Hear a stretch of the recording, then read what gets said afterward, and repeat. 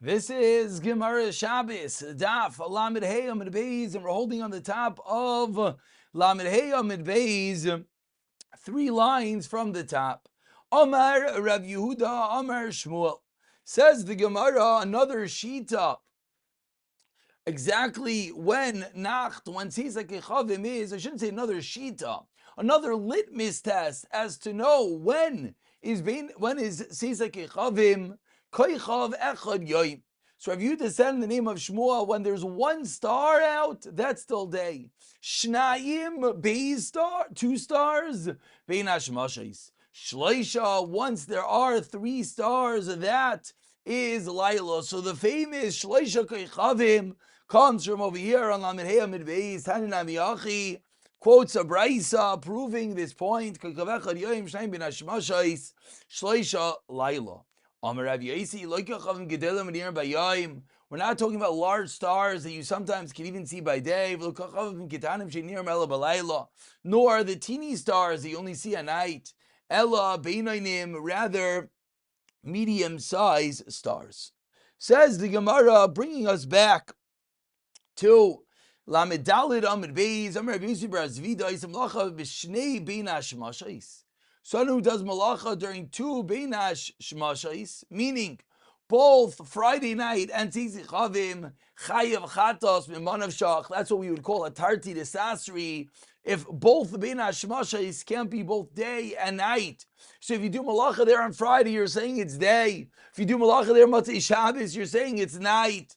Therefore, teaches Rabbi Yossi bar Zvida, you're going to be Chayiv Chatas, you're over in Issa Deraisa, whichever way you look at it. Amalei Rava L'Shamei. So Rava says to Shamish 10 lines down, the first one line is Rava, Aton Zolokim L'chu B'Shar D'Rabbanan. You're not experts in the Shirim D'Rabbanan, and therefore, Adashim Shar Reish Dikla Atlu Sharga.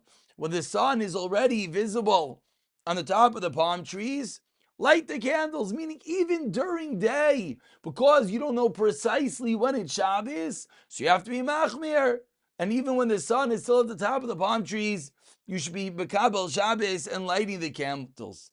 Says the Gemara, okay, but what do you do on a cloudy day? B'yamam unan mai. Explains the Gemara. If you're in a city, look at the rooster. B'davra arvi, in the field, look at the ravens.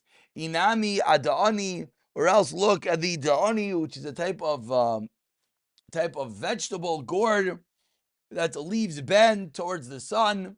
So as the sun's setting, you're going to be able to tell different ways. Similarly, the roosters will be on the daytime on the roofs, and the ravens will be in the fields. And once it turns night, they're going to start dispersing different methodologies. Of course, a world without watches, a world that one needed other ways of figuring out how to know when it is nightfall. Says the Gemara, 2 dots, about 15 lines down, Tanu Rabbanan. Says the Gemara on the same theme, again, a world without watches, a world that it's a little bit more difficult to tell time. There are different ways that they instituted so everyone would know when Shabbos is coming, when they should stop doing work, etc. So Tanu Rabbanan, says the Gemara, Sheish tekiyos toikin erev Shabbos. 6 tekiyos, what they would sound on erev Shabbos. Rishayna, the first time they blew the shofar, lahavdil samim lacha Shabbos sadais, to stop the people in the fields from doing work. They'll have enough time to go back to town before Shabbos. Shniya lahavdil ir lachanuyos, to stop the cities and the shops from doing business. Shlishas alikas and ner David Reb Nelson. Review Danasi Amer Shlishas lachaloitz tefillin. Take off their tefillin. Of course, they used to wear their tefillin all day. Therefore, it would have to be removed right before Shabbos. And after the 3rd blow, they would wait the amount of time to roast a small fish, or the amount of time to attach bread to the wall of the oven, and blow a chia, trua, tekiah, and then they would stop, as that is the time, then now it is Shabbos. Amar Rashbag, says Rashbag, Man Aslam the Babyliyah.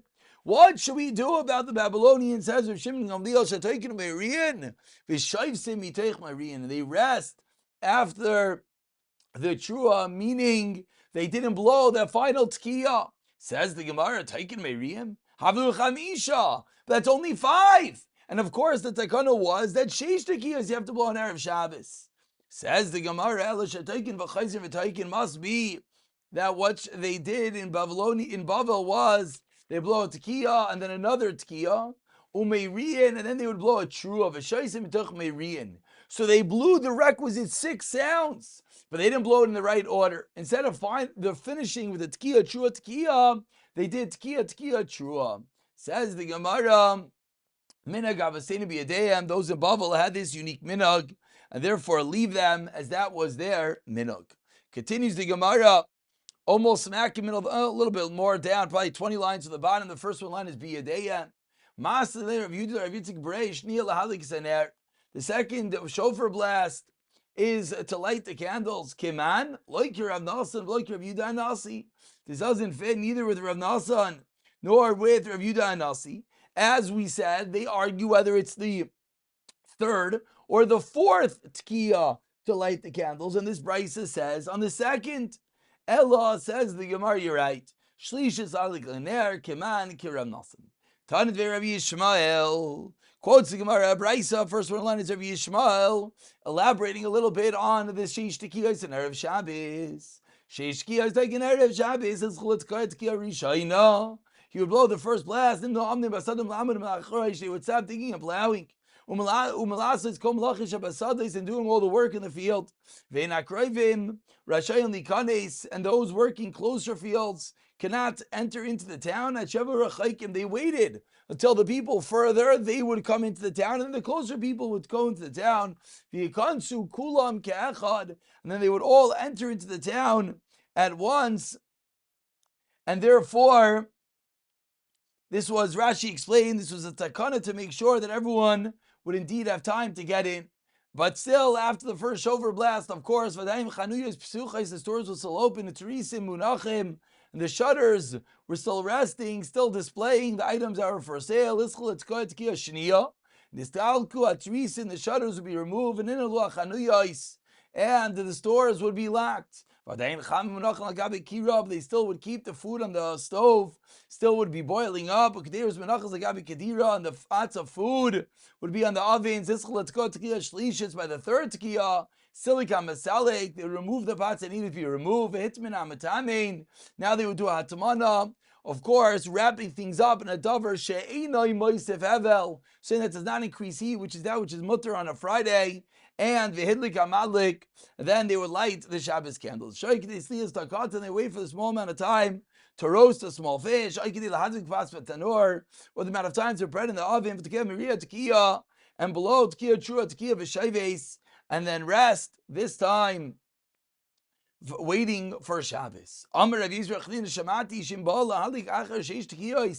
If someone came to light the Shabbos candles already after the sheish tekiyos were blown, madlik, he could still allow to. Sharinastu chachamim shiur. They gave a bit of extra time. Because after they would blow the shofar in the middle of the town square, you'd have to walk back home. So you'd have a few moments that you still could do malach.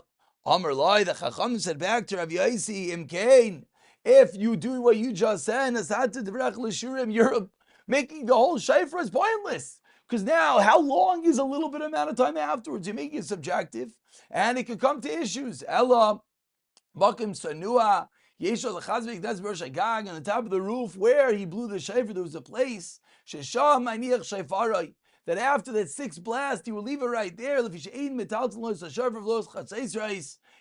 shofar, you're not allowed to move a shofar on trumpets on Shabbos. They would leave it right there, and they would not be allowed to do any more melacha. Ask the Gemara 2 lines to the bottom. There's a Bryce that says that a shofar you can move.